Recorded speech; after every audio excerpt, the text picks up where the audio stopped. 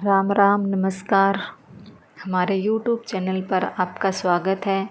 आइए आज हम शनिदेव की कथा सुनते हैं। हर व्यक्ति के जीवन में शनिदेव की अहम भूमिका होती है। अगर कुंडली में शनि सबसे अच्छी स्थिति में हो तो यह व्यक्ति को बहुत ही कम समय में बड़ी सफलता देता है। इसलिए हर संभव प्रयास करके शनि को प्रसन्न करना चाहिए। एक बार 9 ग्रहों में बहस हो गई कि 9 ग्रहों में सबसे उत्तम कौन है।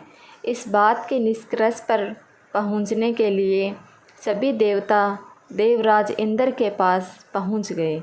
उन्होंने कहा, हे देवराज, अब आप ही निर्णय करें कि हम सब में से बड़ा कौन है। देवताओं द्वारा पूछे गए सवाल से देवराज इंद्र उलझन में पड़ गए। इंद्रदेव ने कहा कि मैं इस प्रश्न का उत्तर नहीं दे सकता, मैं असमर्थ हूँ। इस सवाल का जवाब पाने के लिए वो सभी पृथ्वी लोक में उज्जैनी नगरी के राजा विक्रमादित्य के पास गए।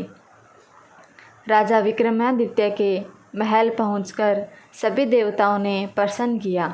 इस पर राजा विक्रमादित्य भी असमझ में पड़ गए। वे सोच रहे थे कि सबके के पास अपनी अपनी शक्तियाँ हैं, जिसके चलते वो महान हैं। अगर किसी को छोटा या बड़ा कहा गया तो उन्हें क्रोध के कारण काफ़ी हानि हो सकती है। इसी बीच राजा को एक तरीका सूझा। उन्होंने 9 तरह की धातु बनवाई, जिसमें स्वर्ण, रजत, कांचा, तांबा, शीशा, रागा, जस्ता, अभ्रक व लोहे शामिल थे। राज ने सभी धातुओं को एक एक आसन के पीछे रख दिया। इसके बाद उन्होंने सभी देवताओं को सिंहासन पर बैठने के लिए कहा। धातुओं के गुणों के अनुसार सभी आसनों को एक दूसरे के पीछे रखवाकर उन्होंने देवताओं को अपने अपने सिंहासन पर बैठने को कहा। जब सभी देवताओं ने अपना अपना आसन ग्रहण कर लिया, तब राजा विक्रमादित्य ने कहा, इस बात का निर्णय हो चुका है। जो सबसे पहले सिंहासन पर बैठा है वही बड़ा है। यह देखकर शनि देवता बहुत नाराज हुए।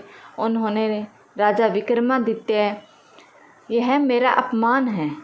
तुमने मुझे सबसे पीछे बैठाया है। मैं तुम्हारा विनाश कर दूंगा।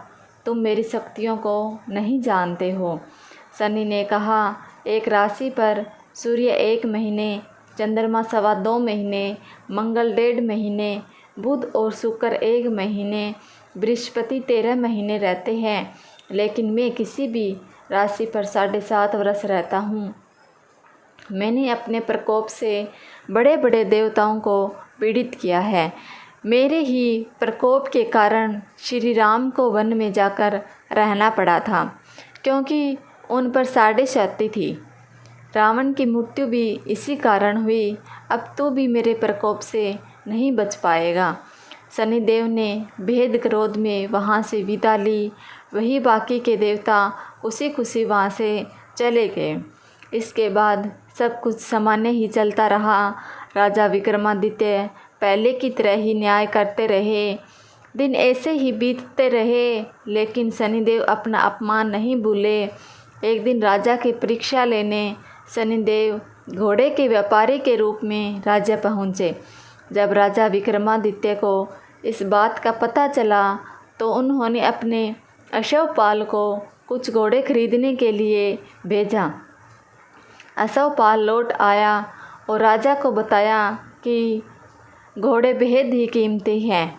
राजा ने खुद जाकर एक सुंदर और शक्तिशाली घोड़ा पसंद किया और उसकी चाल देखने के लिए घोड़े पर सवार हो गए। जैसे ही राजा विक्रमादित्य घोड़े पर बैठे, वैसे ही घोड़ा बिजली की रफ्तार से दौड़ पड़ा। घोड़ा राजा को एक जंगल ले गया और वहां जाकर राजा को नीचे गिरा दिया और फिर कहीं गायब हो गया। राजा का रास्ता ढूंढने के लिए राजा जंगल में भटकने लगा, लेकिन उसे कोई रास्ता नहीं मिला। कुछ समय बाद उसे एक चरवाहा मिला। भूख प्यास से परेशान उस राजा ने चरवाहे से पानी मांगा। चरवाहे ने उसे पानी दिया और राजा ने उसे अपनी एक अंगूठी दे दी। रास्ता पूछकर राजा जंगल से निकल गया और पास में ही मौजूद एक नगर में पहुंच गया। एक सेठ की दुकान पर राजा ने कुछ आराम के लिए रुका। वहाँ सेठ से बातचीत करते हुए उन्होंने बताया कि वो उज्जैनी नगरी से आया है। राजा कुछ देर तक उस दुकान पर बैठा। जितनी देर वो वहाँ बैठा, सेठ जी की काफ़ी बिक्री हो गई। सेठ ने राजा को बहुत भाग्यवान समझा। सेठ ने राजा को अपने घर खाने पर आमंत्रित किया। सेठ के घर में एक खूंटी पर सोने का हार लटका था। उसी कमरे में वो राजा को छोड़कर बाहर चला गया। कुछ समय बाद खूंटी उस सोने के हार को निगल गई। सेठ ने विक्रमादित्य से वापस आकर पूछा कि उसका हार कहाँ है। तब राजा ने उसे हार गायब होने की बात बताई। सेठ ने क्रोधित होकर विक्रमादित्य के हाथ पैर कटवाने के आदेश दे दिए। राजा विक्रमादित्य के हाथ पांव काटकर उसे नगर की सड़क पर छोड़ दिया गया। कुछ समय बाद विक्रमादित्य को एक तेली अपने साथ ले गया। तेली ने उसे अपने कोलू पर बैठा दिया। वह पूरा दिन बैलों को आवाज़ देकर हाँकता था। विक्रमादित्य का जीवन इसी तरह यापन होता रहा। उस पर शनि की साढ़े क्षति थी, जिसके ख़त्म होने पर वर्षा ऋतु शुरू हुई। एक दिन राजा मेघ महलार गा रहा था। उसी समय उस नगर के राजा की बेटी राजकुमारी मोहिनी ने उसकी आवाज़ सुनी। उसे आवाज़ बेहद पसंद आई। मोहिनी ने अपनी दासी को भेजकर गाने वाले को बुलाने को कहा। जब दासी लौटी तो अब उसने अपंग राजा के बारे में मोहिनी को सब बताया। लेकिन राजकुमारी उसे मेघ महलार पर मोहित हो चुकी थी। अपंग होने के बाद भी वह राजा से विवाह करने के लिए मान गई। जब मोहिनी के माता पिता को इसका पता चला तो वो हैरान रह गए। रानी ने अपनी बेटी को समझाते हुए कहा कि तेरे भाग्य में किसी राजा की रानी का सुख है, तू इस अपंग से क्यों विवाह करना चाहती हैं। लेकिन समझाने के बावजूद भी राजकुमारी अड़ी रही। जिद को पूरा करने के लिए राजकुमारी ने भोजन छोड़ दिया।